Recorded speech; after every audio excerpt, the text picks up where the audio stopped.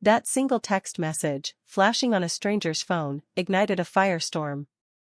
It shattered my best friend's perfect world and turned me into the villain in a story I never asked to write. The late afternoon sun was a warm, golden haze, dappling through the leaves of ancient oaks. Laughter drifted across the park, punctuated by the soft strumming of a forgotten playlist.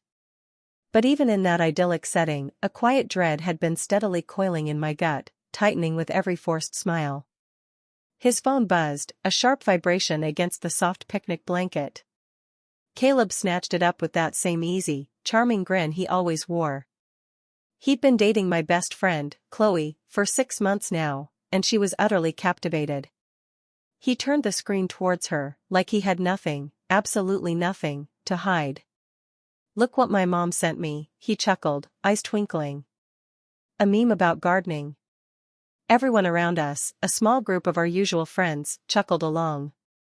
Chloe leaned into his shoulder, her laugh bright and trusting, just like she always did when she thought he was being adorable.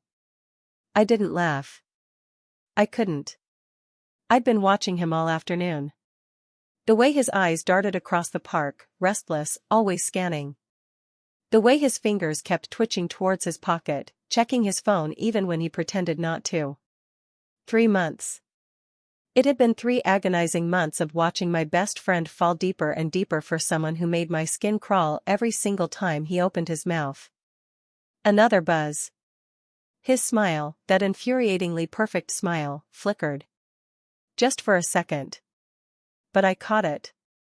He angled the phone away from Chloe this time, his thumb a blur across the screen before he set it face down on the blanket, a silent, menacing brick between us. "Everything okay?" Chloe asked, her voice light, unaware. "Yeah, just work stuff," he said, kissing her temple, a practiced, tender gesture. "Nothing important." But it was important. That phone sat there, a ticking time bomb. Chloe turned to dig through the cooler for more drinks, and I watched Caleb's hand drift towards the device, protective, possessive. That's when I knew. I'd tried to warn Chloe 2 weeks ago. I'd seen him at the coffee shop downtown, leaning way too close to some girl with dark hair, his hand resting on the small of her back like he owned the space, the moment, her. Chloe had looked at me like I'd slapped her. "You're jealous," she'd accused, her voice trembling with a raw edge I'd never heard before. "You've been single for months, and you can't stand that I'm happy." That conversation had ended with the slam of my car door and 5 days of agonizing silence. When she finally did talk to me, she acted like nothing had happened. But a wall was there now, a thick, cold barrier that Caleb had meticulously built, brick by brick, with his perfect boyfriend routine and his subtly concerned comments about how Jordan seemed so stressed lately. The phone buzzed again. Caleb's jaw tightened. He lunged for it, but I was faster. My hand shot out, grabbing it, pulling it out of his reach. "Hey," he snarled, half rising, but I already had it, holding it up, the screen still lit. "Your mom's really blowing you up today," I said, my voice carefully casual, though my heart hammered in my chest. The preview was right there, unmistakable. Asterisk babe, when can I see you again? I miss you, asterisk not his mom. Oh, definitely not his mom. The contact name? Skylar, with a heart emoji. Give me my phone. Caleb's voice had gone flat, all that practiced warmth evaporated, replaced by a dangerous chill. Your mom calls you babe now? I said it loud enough. Loud enough that the murmuring conversations around us died. Everyone turned. Chloe looked up from the cooler, confusion creasing her beautiful face. What? Caleb stood, hand outstretched, his eyes burning into mine. Give it back, Jordan. This isn't funny. You're right, I retorted, the words tasting like ash. It's not. I held the phone out toward Chloe. She didn't move at first, just stared at it like it might explode in her hand. Then, slowly, she stood, taking 3 hesitant steps across the blanket until she was close enough to see. Her face changed. I watched it happen in real time, a sickening, slow-motion crumbling. From confusion to dawning realization, then to something sharp, broken, and utterly devastating. Her fingers, trembling, took the phone from my hand, and she scrolled. More messages. Dozens of them. Chloe, Caleb started, his voice a desperate plea, but she held up one hand. Don't. The whole group had gone silent now. 6 people frozen on a picnic blanket, paper plates of half-eaten sandwiches forgotten. Someone's cheerful pop playlist still warbled in the background, a sickeningly upbeat tune that felt obscene against the raw, unraveling moment. Chloe kept scrolling. Her breathing grew heavier with each flick of her thumb. Caleb tried to reach for the phone again, but she recoiled, her eyes never leaving the screen. Who's Skylar? Her voice was steady. Too steady. It's not what it looks like. He opened his mouth, closed it, opened it again. Nothing came out. Just stuttered half-words that died in the suffocating air between them. Chloe dropped the phone onto the blanket as if it had burned her, and grabbed her bag. Wait, just let me explain. Caleb followed her, his voice frantic, as she shoved her sunglasses and water bottle into her tote. Jordan took my phone without asking. She invaded my privacy. Chloe stopped moving. For a second, a terrifying second, I thought she might actually listen to him. Then she turned, and the look on her face could have cut glass. Jordan didn't write those messages. Her voice cracked, a fragile porcelain snapping. It's not like that. Skylar's just what? Just a friend? Just someone you accidentally call babe and tell you miss? Our friend, Olivia, shifted on the blanket, pulling her knees to her chest. Her boyfriend, Ethan, whispered something to her, and she shook her head, her gaze fixed on the unfolding drama. Across from them, Mia and Layla exchanged silent glances, the kind of communication that happens when people realize they're witnessing something fundamental fall apart. Caleb ran his hand through his hair, that rehearsed gesture he did when he wanted to look vulnerable, wounded. You're taking this out of context. If you just listen, I read the messages, Caleb, Chloe cut him off, slinging her bag over her shoulder. There's no context that makes this okay. She walked toward the parking lot, without a single backward glance. Caleb stood there for a moment, watching her go, then spun toward me, his face contorted with rage. You happy now? I met his eyes. Not really. You had no right to touch my phone. Funny how that's what you're upset about. Ethan cleared his throat, sensing the rising tension. Maybe we should all just stay out of this. He snapped, then softer, catching himself. Sorry, man. This is just a huge misunderstanding.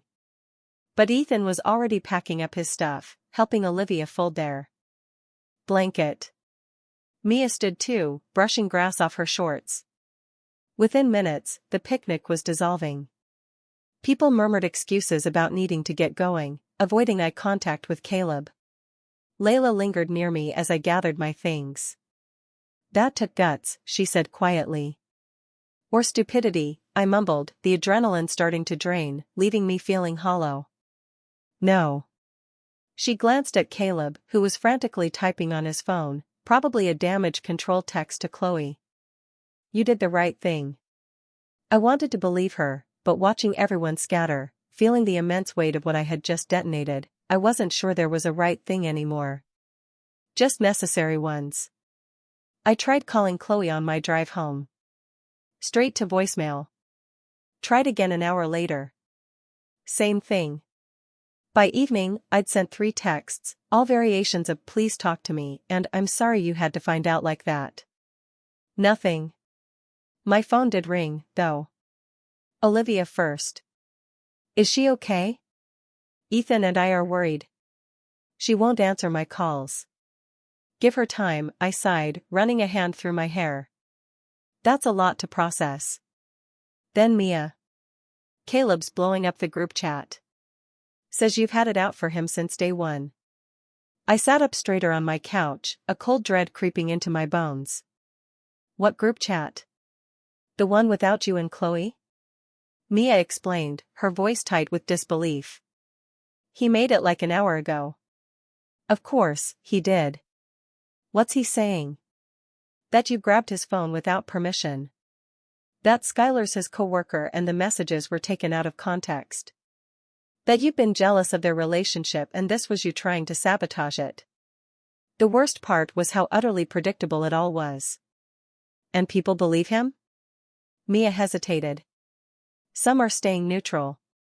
Layla and I know better. But yeah, a few people are buying it. I thanked her and hung up, staring at my phone as if it might spontaneously combust.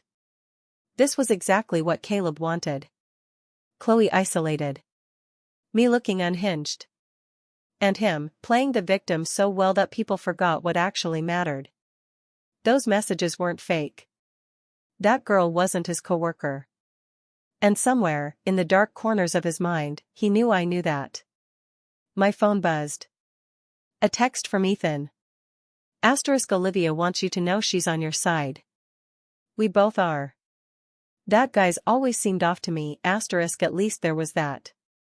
A small comfort. But Chloe still wasn't answering. And that night, as I lay in bed, replaying the whole scene, I couldn't shake the image of her face when she'd scrolled through those messages. The way her eyes had glazed over, like she was reading a language she'd never wanted to learn. I'd known this would hurt her. That was unavoidable. But I'd hoped that once the initial shock wore off, she'd see I'd done it because I cared. Because watching her stay with someone like Caleb was worse than watching her hate me. Now, I wasn't sure she'd ever speak to me again. The next morning, I checked Instagram. Chloe had posted a photo from 2 weeks ago, her and Caleb at some restaurant, his arm around her shoulders. The caption just said, "Missing simpler times red heart." Comments flooded in immediately. Friends asking if she was okay.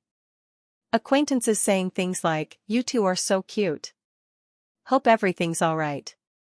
Caleb commented, "Love you. Let's talk soon." I closed the app before I could see if she'd responded. By noon, Layla texted me a screenshot.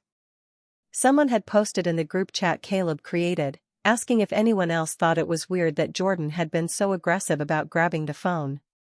Another person replied, saying, "She's always seemed a little intense about Chloe's relationships." "Don't listen to them," Layla wrote. * They weren't there. They didn't see his face *, but the damage was spreading, regardless of who'd seen what. And Caleb was conducting the whole thing like a maestro, planting seeds of doubt just carefully enough that people started wondering if maybe there was more to the story. Maybe Jordan did have boundary issues. Maybe she was jealous. I thought about texting the group chat to defend myself, but anything I said would sound defensive, desperate. That was the trap. Caleb had said it perfectly, and I'd walked right into it by grabbing his phone in the first place. Except I'd do it again. Because at least now Chloe knew. Even if she hated me for it, even if she went back to him and pretended those messages meant nothing, she couldn't unknow what she'd seen. And that had to count for something. 3 days passed without a word from Chloe. I saw her active on social media, liking posts, commenting on photos that had nothing to do with relationships or drama.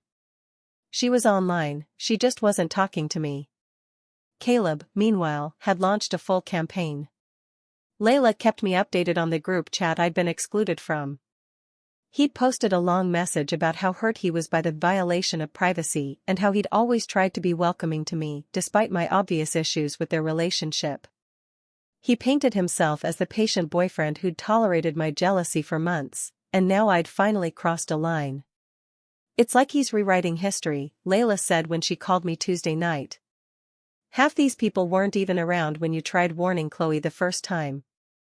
"What's she saying?" I asked, my voice barely a whisper. "Is she defending him?" Layla went quiet. "She hasn't posted in the chat at all." That was somehow worse than if she'd taken his side. At least then I'd know where she stood.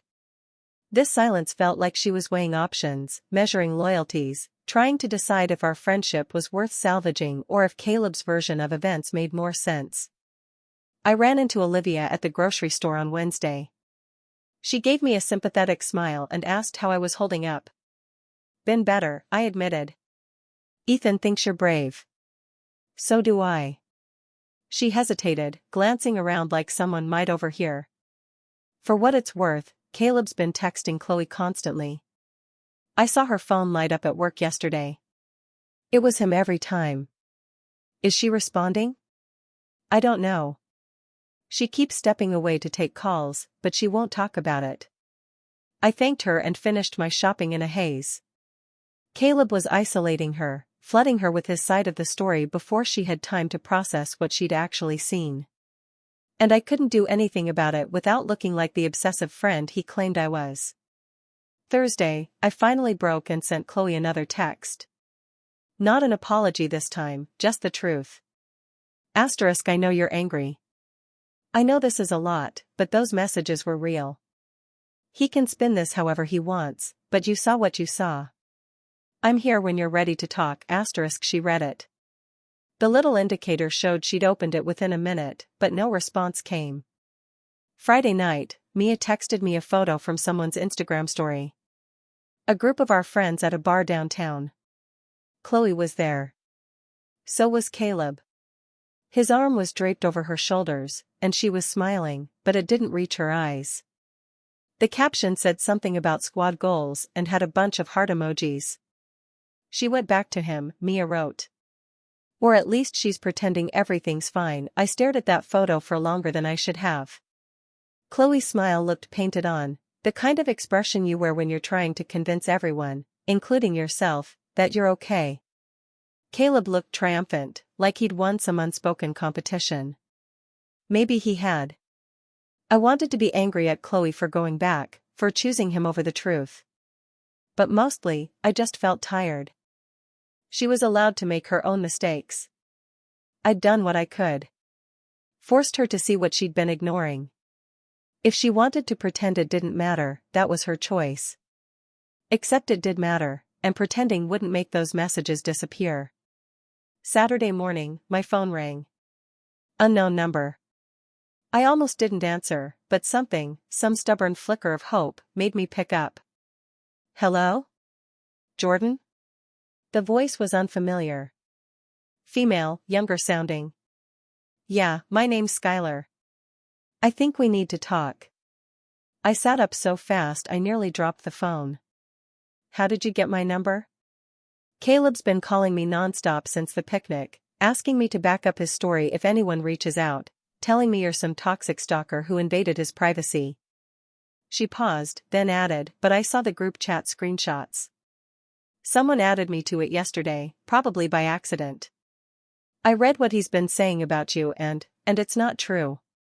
Any of it. She sounded tired, like she'd been carrying something heavy for too long.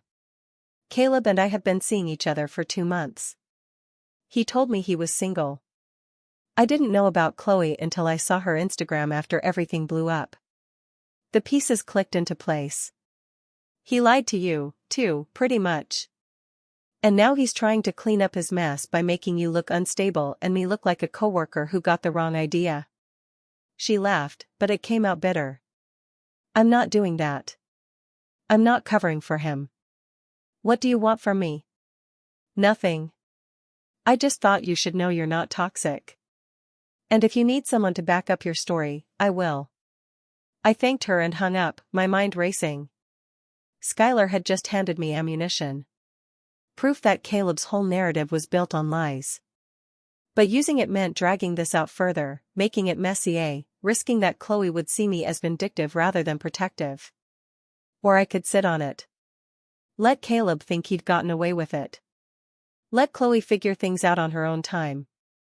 Except she wasn't figuring it out.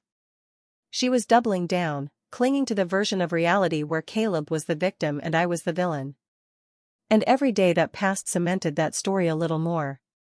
Sunday afternoon, I saw another Instagram post, this time from Caleb. A photo of him and Chloe at brunch. Her laughing at something off camera, him looking at her like she was the only person in the room. The caption was a paragraph about how grateful he was for her patience and understanding. How some people tried to tear them apart, but their love was stronger than gossip. The comments were full of support. Friends saying they were couple goals and how happy they looked. A few people tagged me, probably hoping I'd see it and feel the jab. I did see it, and it did jab. But what really got me was the photo itself.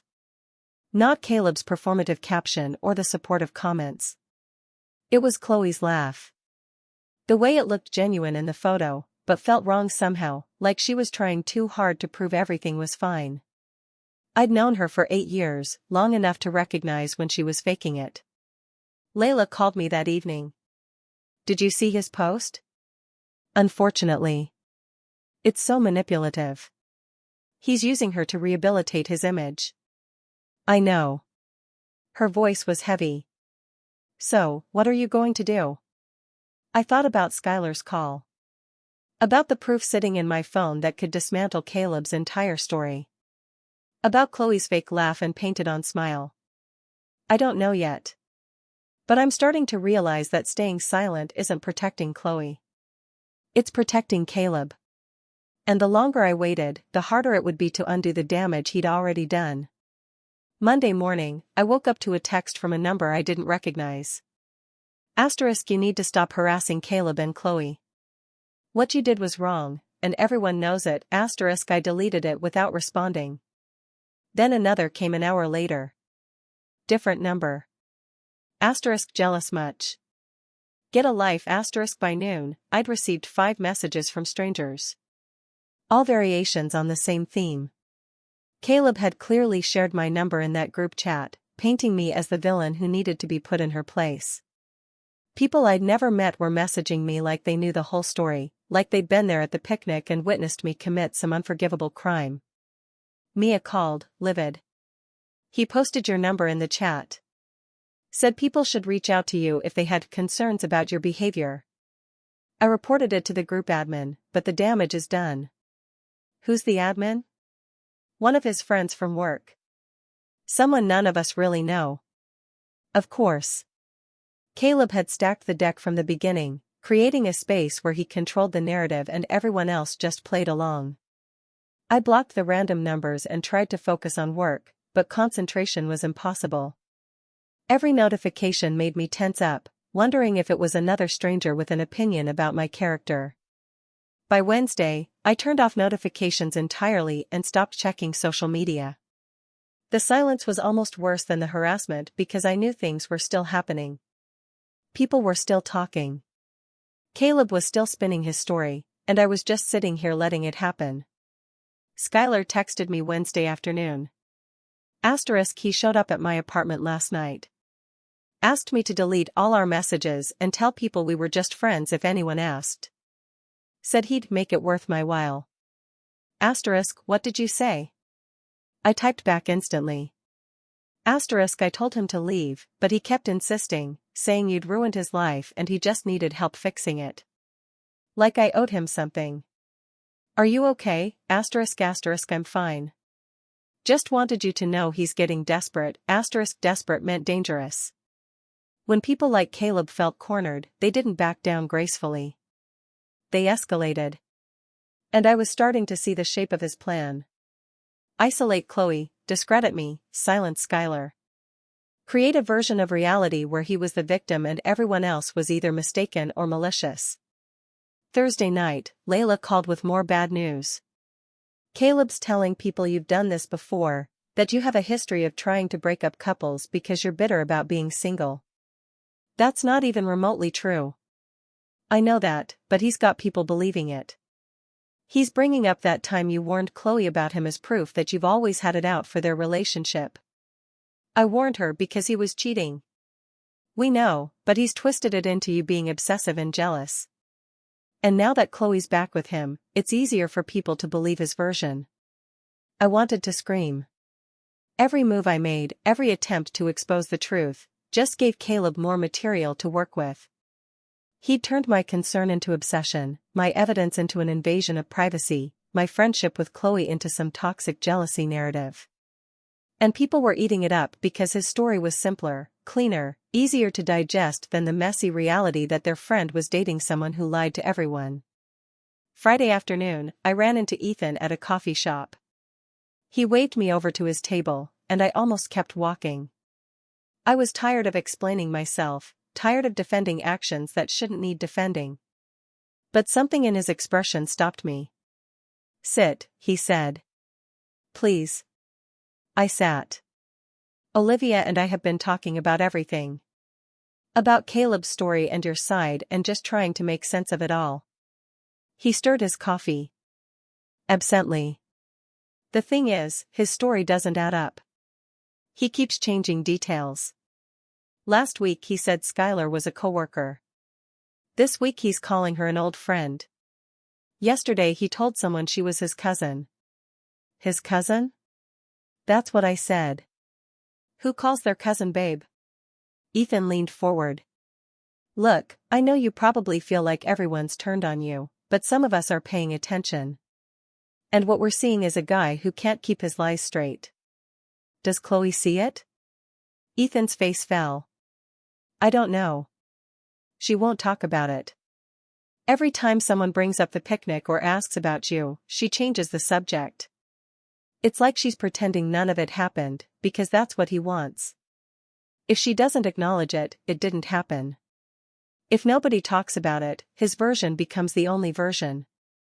"Then we need to make people talk about it," I said, a flicker of renewed purpose. I appreciated the sentiment, but I wasn't sure how. Caleb had the momentum. He had Chloe. He had a group chat full of people who'd bought his story wholesale. What did I have?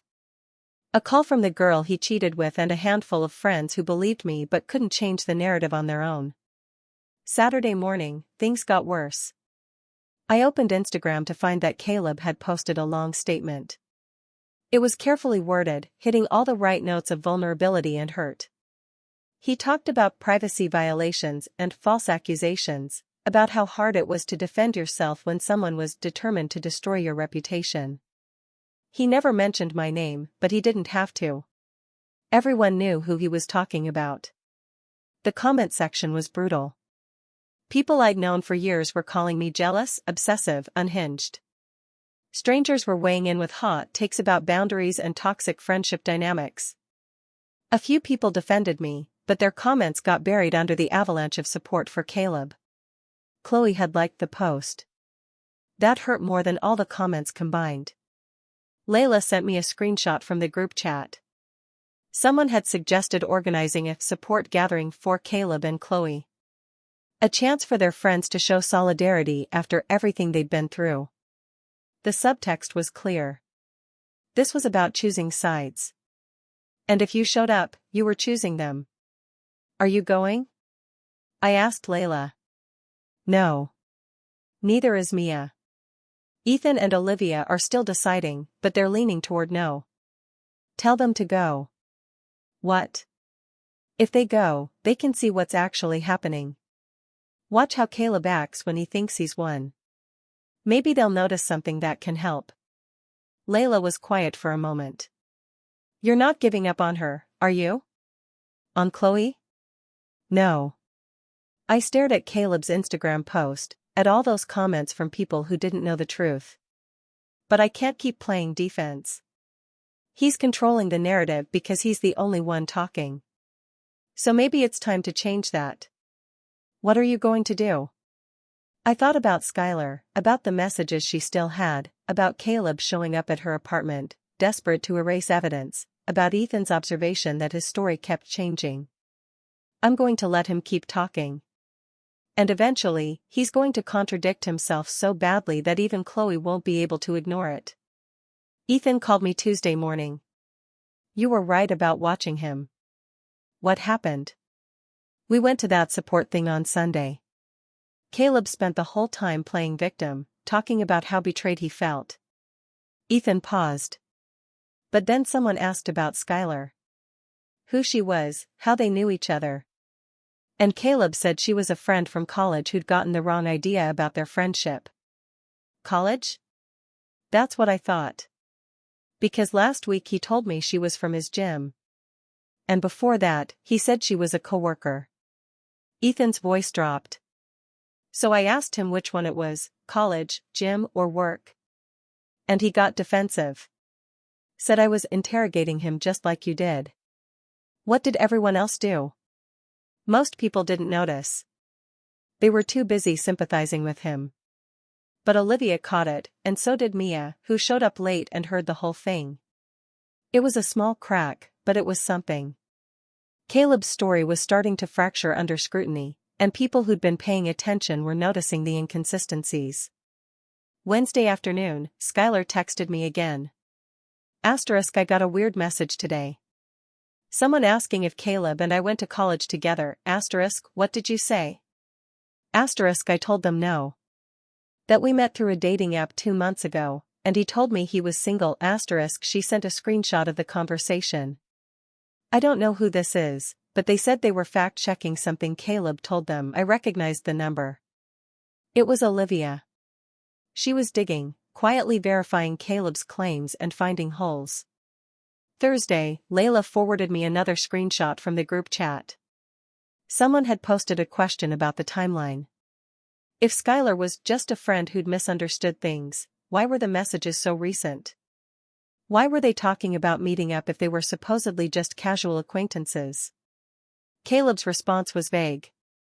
Something about how the screenshots were taken out of context and people were reading too much into friendly banter.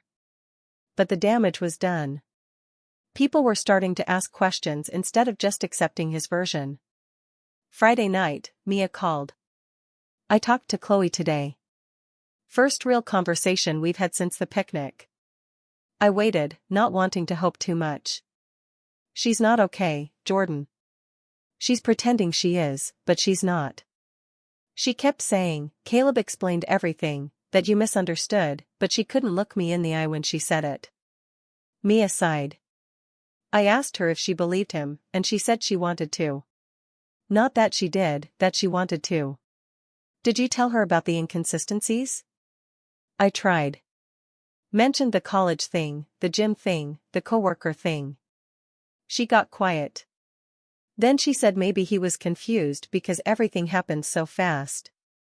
Making excuses for him. Yeah, but I could tell she was running out of them. Like she was holding on to the story so tightly because the alternative was too much to face. Saturday morning brought another shift. I checked Instagram and saw that several people had commented on Caleb's post from last week, the one about privacy violations and false accusations.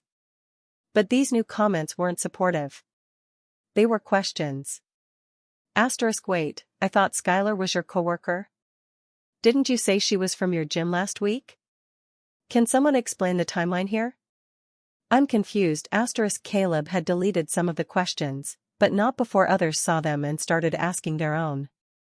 The narrative he'd worked so hard to control was slipping through his fingers, one contradiction at a time. Sunday afternoon, Skylar sent me a long message.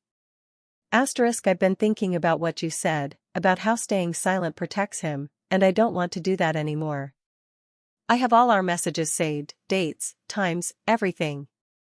If you think it would help Chloe see the truth, I'll share them. I stared at her message for a long time. This was exactly what I needed. Concrete proof with timestamps and context that Caleb had been lying to everyone. But using it meant going nuclear.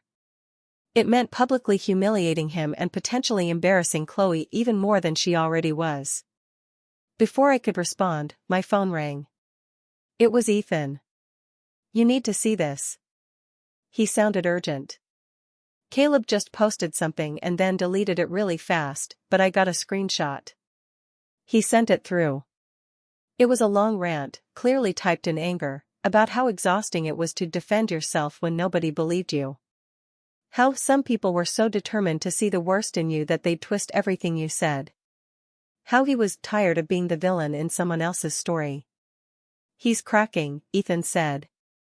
The questions are getting to him. Good. Olivia thinks we should organize something. Get everyone together who's noticed the inconsistencies. Let them compare notes, because right now people are seeing pieces of the puzzle but not the whole picture. And you think Chloe would come? I think if we frame it right? Yeah. Not as an intervention or an ambush, just as friends who care about her wanting to make sure she has all the information. It was risky. If Caleb found out, he'd spin it as another attack on him. Another example of me turning people against their relationship. But if it worked, if Chloe finally saw what everyone else was starting to see, that might be worth it. Monday morning, I texted Skylar back. Hold on to those messages. I think we're going to need them soon. By Tuesday, Olivia had organized a small gathering. Just her, Ethan, Layla, Mia, and Chloe. No Caleb. Olivia had framed it as a girls' night, plus Ethan. Casual and low pressure. But the real goal was to create space for Chloe to talk without Caleb controlling the conversation. I wasn't invited. That was strategic. My presence would have put Chloe on the defensive. Made her feel like she was being ganged up on.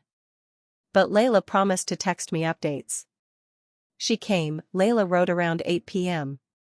Seems tense, but she's here. An hour later, Olivia brought up the college/gym/work thing. Asked Chloe which story Caleb told her. She said coworker. Then Olivia showed her screenshots of him saying different things to different people. Another hour. She's quiet. Processing. Ethan just asked her if Caleb's stories about you have changed, too. She admitted they have. And then she's crying. Not saying much, but I think something's breaking through. I put my phone down and stared at the ceiling. This was it. The moment where Chloe either chose to see the truth or chose to keep believing the lie. And I couldn't do anything but wait. My phone buzzed again. Another text from Layla. She asked about Skylar. Wanted to know if anyone had actually talked to her or if we were all just guessing. Olivia said someone had, that Skylar confirmed she and Caleb were seeing each other and he told her he was single. And then, minutes later, Chloe just asked for your number. Said she deleted it after the picnic. We gave it to her. My phone rang at 10:30 that night. Chloe's name lit up the screen. For a second, I just stared at it, wondering if this was real or if I'd fallen asleep and started dreaming. I answered. Hey. Silence on the other end, then a shaky breath. Jordan. I need to talk to you. Okay. Not on the phone. Can you meet me somewhere? 20 minutes later, I was sitting across from her at a diner that stayed open late. She'd ordered coffee she wasn't drinking, just wrapped her hands around the mug like she needed something to hold on to. I'm sorry. Her voice came out small, hoarse. For not listening. For shutting you out. For believing him when I should have believed you. You don't have to apologize.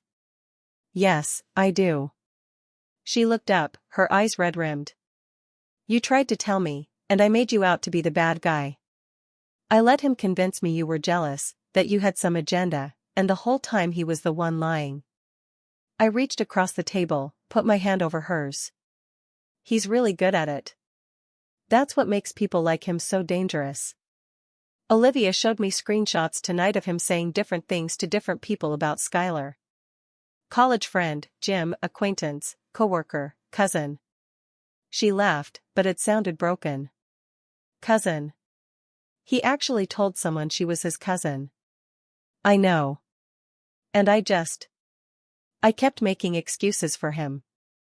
Every time something didn't add up, I'd find a way to explain it away. Because if I admitted he was lying about that, I'd have to admit he'd been lying about everything. She pulled her hand back, wiped her eyes. I wasn't ready to face that. Are you ready now? She nodded slowly. I talked to Skylar tonight, too. Olivia gave me her number. She told me everything. How they met, what he promised her, how he showed up at her apartment trying to get her to delete their messages. Chloe's jaw tightened. He's been playing both of us this whole time. Not just you two. He's been playing everyone. The group chat, the social media posts, the support gathering, all of it was about controlling the story before the truth could catch up. Well, I said, a grim satisfaction rising, the truth caught up. She picked up her phone, scrolled through something, then turned the screen toward me. I sent him this an hour ago. It was a text, short, direct. We're done. Don't contact me again. I know about everything. How did he respond? He called me 12 times. Sent about 30 texts, all variations on the same theme, that I was overreacting, that people were feeding me lies, that he could explain everything if I just gave him a chance. She put the phone down. I blocked him. Good. But that's not enough. She leaned forward, something fierce replacing the sadness in her expression. He's been destroying your reputation for weeks. Telling people you're obsessive, jealous, unstable. And I let him. I stood by while he turned our friends against you. So no, blocking him isn't enough. I need to fix this. Chloe, you don't have to. Yes, I do. She pulled out her laptop. Caleb's having people over tomorrow night. Some casual thing at his place. Ethan told me about it. Half our friend group is going, and I'm going to with receipts. She opened a folder on her screen. Screenshots from Skylar. The contradictory stories people had collected. Timestamps that proved Caleb had been seeing Skylar while dating her. I'm going to walk in there and show everyone who he really is. That's going to get ugly. I don't care. Her voice was steady now, all the uncertainty gone. He made this ugly when he decided to lie to everyone. I'm just making sure the truth comes out. I looked at her laptop, at all the evidence she'd compiled. You want backup? I was hoping you'd ask. The next evening, we stood outside Caleb's apartment. I could hear music and laughter through the door. Chloe took a deep breath, squared her shoulders, and knocked. Caleb answered, his smile already in place. Then he saw her, and the smile faltered. Then he saw me, and it disappeared completely. What are you doing here? He didn't move from the doorway. We need to talk. Chloe's voice carried the kind of calm that comes right before a storm. In front of everyone. This isn't a good time. Make it a good time. She pushed past him into the apartment. I followed. The living room went quiet. Mia and Layla were there, along with Olivia and Ethan, a few people I didn't know well, and some of Caleb's work friends who'd been feeding into his narrative online. Everyone, sorry to interrupt. Chloe set her laptop on the coffee table, opened it. But I think we all need to see something. Caleb moved toward her, his face a mask of panic. Chloe, come on. Don't do this. Don't do what? Her voice was laced with a steel I'd never heard. Tell the truth? She pulled up the first screenshot. A message from Skylar to Caleb from 3 weeks ago, asking when they could see each other again. This is from the girl you said was just a coworker who misunderstood your friendship. You're taking that out of context. Am I? She scrolled to another message. This one from a month ago, with Caleb calling Skylar beautiful and making plans to meet up. What's the context here? Caleb looked around the room, searching for support. A few people shifted uncomfortably. Jordan got to you. She's been poisoning you against me since day one. Jordan didn't show me these messages. Skylar did. The girl you've been seeing behind my back for 2 months. One of Caleb's work friends spoke up, his brow furrowed. Didn't you say she was your cousin? No, Caleb caught himself, his face paling. I never said that. You did, Ethan said quietly, stepping forward. Last week, someone asked who she was, and you said she was your cousin visiting from out of state. Before that, you said she was a college friend, Olivia added. And before that, someone from your gym. Caleb's face was going red, splotchy with anger. I don't remember saying that. It doesn't matter what you remember. Chloe pulled up more screenshots. Here's your conversation with Skylar from 2 days after the picnic, where you're begging her to delete your messages and tell people she made up your relationship. She sent these to Jordan. And you're just going to believe whatever Jordan tells you? Caleb's voice got louder, frantic. I talked to Skylar myself. She told me everything. How you met on a dating app, how you told her you were single, How you showed up at her apartment trying to get her to cover for you. Chloe's voice stayed level, but I could see her hands shaking. She has phone records, Caleb. Timestamps on messages. Photos of you two together that you took on dates while you were supposedly devoted to me. This is insane. Caleb looked at his friends. You guys see what's happening here, right? She's having a breakdown. Jordan's been manipulating her for weeks and now stop. Mia stood up, her voice sharp.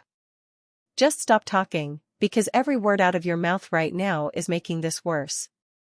I'm trying to defend myself against what? Layla joined Mia. Against facts? Against your own words? You told 5 different people 5 different stories about who Skylar was. That's not Jordan manipulating anyone. That's you lying and getting caught. One of Caleb's work friends cleared his throat, looking distinctly uncomfortable. This is pretty damning, man.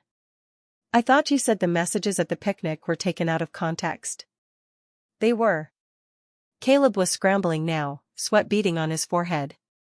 That whole thing was Jordan overreacting to a friendly conversation. Chloe turned to me, her eyes meeting mine, a silent agreement passing between us. Jordan, do you have Skylar's number? I pulled out my phone, sent it to Chloe. She immediately called, put it on speaker. Skylar answered on the second ring. Hello? Hi, Skylar. This is Chloe. I'm here with Caleb and a bunch of our friends. Could you tell everyone exactly what your relationship with Caleb was? Silence. Then, Skylar's voice, clear and matter-of-fact, filled the stunned living room. We were dating for about 2 months. He told me he was single. We went on dates, spent time at each other's places, talked about making things official. I didn't know about you until after Jordan exposed him at that picnic. And when I found out, he tried to get me to lie and say we were just friends. That's not, Caleb started. I have all the messages saved, Skylar continued, her voice unwavering. Including the ones where he called me babe, sweetheart, and told me he was falling for me. If anyone wants proof, I'm happy to share. Chloe ended the call. The room was dead silent, all eyes on Caleb, waiting for some explanation that could possibly make sense of what they had just heard. He didn't have one. Get out of my apartment. His voice came out flat, hollow. Excuse me? Chloe stared at him, incredulous. All of you, get out. This is my home and I don't have to stand here and be attacked. Attacked? I finally spoke, and everyone turned to me. My voice was low at first, then gathered power. You spent 2 weeks attacking me. Posting my number in group chats so strangers could harass me, telling people I was obsessive and jealous and had a history of breaking up couples. You created an entire campaign to destroy my credibility so nobody would believe me when I tried to tell the truth, because you violated my privacy. My voice got louder, despite myself. You were cheating. That's the part that seems to keep getting lost here. You were actively seeing another woman, lying to her, lying to Chloe, lying to everyone. And when I exposed that, you decided the best defense was to make me look controlling. You had no right. You're right, I said, stepping closer, my gaze locking onto his defeated eyes. I didn't have the right to grab your phone. That was wrong. I'll own that. But everything that happened after? That's on you. You chose to lie. You chose to manipulate. You chose to turn people against me instead of just admitting what you'd done. And now everyone knows exactly who you are. Caleb's jaw worked, but nothing came out. He looked around at his friends, at Chloe, at me. And for the first time since I'd known him, that easy, arrogant confidence was completely gone. Everyone out, he said again, his voice barely a whisper. People started moving toward the door, a sudden exodus. Chloe grabbed her laptop, but before leaving, she turned back to Caleb. I wasted 6 months believing you were someone you're not. Defending you when I should have been listening to my best friend. Making excuses for behavior that never should have been excused. She shook her head, a profound sadness in her eyes, mixed with a chilling resolve. I can't get that time back. But I can make sure nobody else falls for your act. What's that supposed to mean? He stammered, his facade completely crumbled. It means I'm posting everything. The screenshots, the contradictions, Skylar's statement, all of it. So when you try this with the next girl, she'll have a way to find out who you really are. You can't do that. Watch me. She walked out without looking back. The rest of us filed out after her. The door slammed behind us, rattling in its frame. In the hallway, Olivia pulled Chloe into a fierce hug. Then Layla, then Mia. Ethan clapped her on the shoulder, told her she was brave. One by one, people who'd been silent for weeks suddenly had opinions about how they'd always thought something was off about Caleb. I hung back, letting Chloe have her moment. She deserved it. She had just torched a relationship and publicly called out someone in front of all their mutual friends. That took courage. She caught my eye over Olivia's shoulder and smiled. A real smile this time, not the painted-on version from Instagram photos. Thank you, she mouthed. I nodded. We'd be okay. It would take time, and there'd be conversations about trust and communication and learning to listen. But we'd be okay. As the group started dispersing, heading to cars and planning where to go next, I checked my phone. A text from Skylar.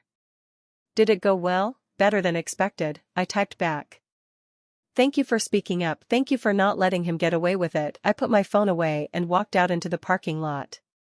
The night air felt cool, clean, like something had finally lifted. Chloe posted everything the next morning. Screenshots, timeline, Skylar's statement. She didn't editorialize, didn't add dramatic captions, just laid out the facts and let people draw their own conclusions. The response was immediate. People who'd been defending Caleb went quiet.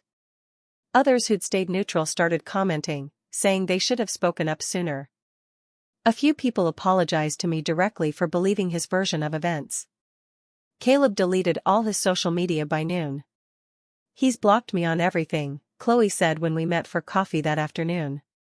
His number, Instagram, all of it. Good, I said, a small, genuine smile touching my lips. Makes it easier to move on. I still can't believe I almost married him, she mused, stirring her latte absently. He mentioned it once. Marriage. Said we could start looking at rings after a year. And I actually got excited about that. You didn't know. I should have. You saw it. You tried to warn me. I saw it because I wasn't in love with him. You saw the version of himself he wanted you to see. That's what people like him do. I reached across the table, my hand covering hers. Stop beating yourself up. You got out. That's what matters. She squeezed my hand. I'm sorry it took me so long. I'm sorry I chose him over you, even for a minute. You're here now. We sat there for a while, drinking coffee and not saying much. Outside, people walked past the window, living their normal lives, completely unaware that our entire world had just reconfigured itself. Eventually, Chloe spoke. Next time I start dating someone, you have full permission to vet them first. Deal? She laughed. A real laugh this time. Light and unburdened. And somehow, despite everything, that made it all worth it. Have you ever found yourself in a situation where loyalty clashed with uncomfortable truths? What would you have done if you discovered your friend was being lied to? Let me know in the comments below. And don't forget to like and subscribe for more stories of human drama and undeniable truth.